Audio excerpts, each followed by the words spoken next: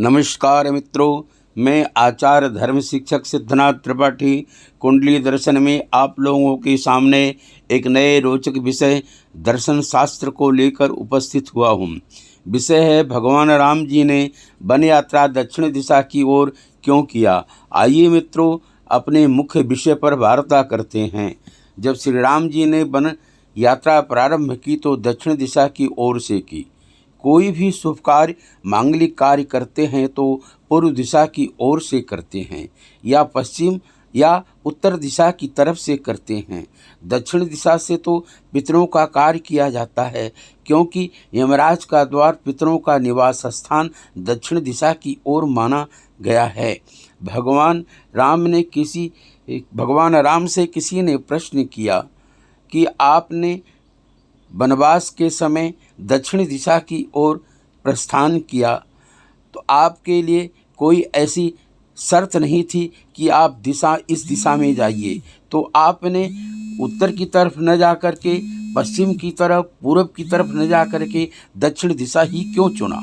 राम जी कहते हैं पूर्व दिशा की ओर भी नहीं जा सकता था, पश्चिम दिशा की ओर उत्तर दिशा की ओर भी नहीं जा सकता था, क्योंकि अयोध्या तीन दिशा की तरफ, अयोध्या में सरजू जी का प्रवाह है। अगर मैं दक्षिण दिशा की तरफ जाता, सरजू जी के सामने आकर खड़ी हो जाती और कहती, राम मेरा सौगंध है, अयोध्या छोड़कर बन न जाएं, मुझे सरयू की बात माननी पड़ती, इसलिए हमने दक्षिण दिशा चुना। मित्रों, दूसरा कारण यह भी है, आप सुनिए। महाराजा दशरथ चक्रवर्ती सम्राट थे। घरेलू या शारीरिक स्थिति के कारण छोटे छोटे राजाओं ने अपना स्वतंत्र राज्य की मांग शुरू कर दी थी। सीताराम विवाह के समय श्री राम जी का शिव जी ने पिनाक धनुष तोड़ा। परशुराम जी पधारने पर उपस्थित सभी राजा लोग अपना अपना परिचय देकर परशुराम जी के सामने नतमस्तक हो गए। परशुराम जी को श्री राम से हार माननी पड़ी तो सभी अलगाववादी राजा लोग अपना अलग अलग राज्य की जो मांग कर रहे थे वो शांत हो गए। किंतु उसी समय राष्ट्र विरोध तत्व भी सक्रिय हो गया था। दक्षिण में स्थित लंका के राजा रावण और किष्किंधा का वानरों का राजा बाली दोनों बड़े महत्वाकांक्षी थे, चक्रवर्तित्व का स्वप्न देख रहे थे।